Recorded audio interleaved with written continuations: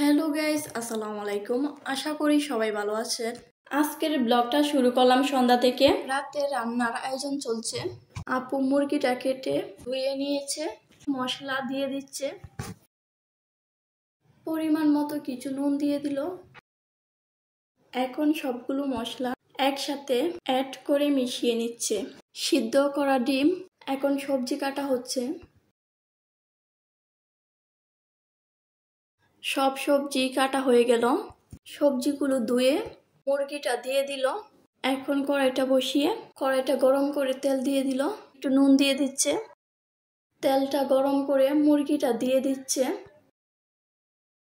এর সাথে আলুটা দিয়ে দিল। পোলাও চালগুলো ধুয়ে নিচ্ছে।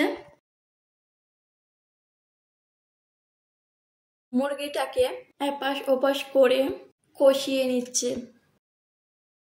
আলুগুলোকে নামিয়ে নিয়েছে, মুরগিটাকে নামিয়ে ফেললো।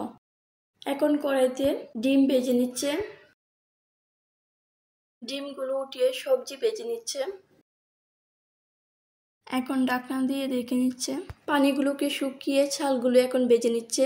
গরম করা পানি ঢেলে নিয়েছে। ভাজা সবজিগুলো উঠিয়ে নিয়েছে। কড়াইতে তেল দিয়ে অ্যাড করে নিয়েছে। পোলাওগুলো দেখে নিচ্ছে। আমাদের পোলাওগুলো এখন কমপ্লিট। কিছু মশলা দিয়ে দিচ্ছে, পরিমাণ মতো কিছু নুন দিয়ে দিল। চুলার আঁচটাকে একটু কমিয়ে নিল।